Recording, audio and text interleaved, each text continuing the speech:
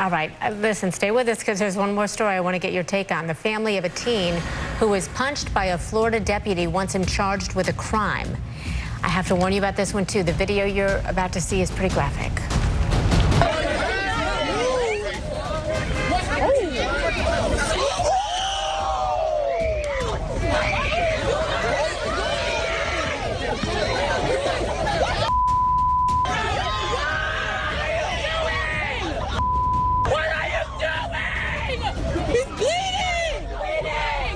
The deputy claims he had to act quickly because he was afraid he would be assaulted or have his weapon taken. Now, no charges have been filed against that teen, by the way. The deputy's been placed on restricted administrative assignment. The teen's family says they want the deputy locked up. Here's attorney Ben Crump earlier today. We believe the video provides ocular proof of who really committed a crime that day.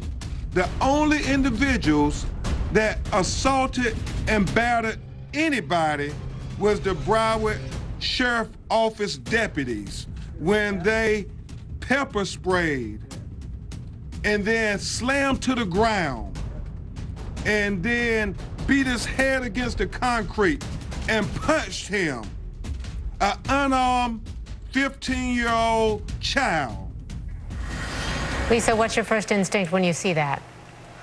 Anger. You have two police officers who have the subject subdued. Their knees are on the individual's back, and the arms are free and flailing, but they're no longer a threat at that point. All training shows that you need to secure the hands to make sure that the threat is no longer there. They were flailing, they were both on his back, he was subdued, and all they needed to do was get a hold of his hands. He was not going to pose a threat at that point. Injuring a person's head, that's police training 101. You go for limbs and for torso. You never do any kind of contact, punching to the head and that sort of thing, especially when they're in that position.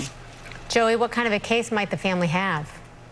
I think they have a significant case. Again, you know, a little humanity goes a long way, a little respect goes a long way. And so maybe you can argue that the officer was in danger and therefore he pepper sprayed the teen, which what I would argue was even excessive. But then thereafter to haul off and do what they did, I'm in a complete accord with what Lisa said. And so the issue becomes, you know, should we not expect from officers what they expect from anyone else? And so if we don't expect people to be beating up each other, why should an officer be pummeling your head when you're clearly in control? And so the fact to me is that I think they have a civil case as it relates to excessive force, and I think that the officers should be looked at in terms of being prosecuted for assault. Do not use excessive force. Use the force that's necessary to gain compliance. Anything after that is gratuitous, unwarranted, and unlawful.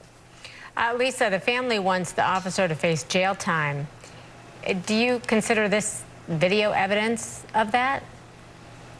Of a crime? It's a battery. It's a battery, and depending on the severity of the injuries to the head is whether or not it's going to be aggravated battery.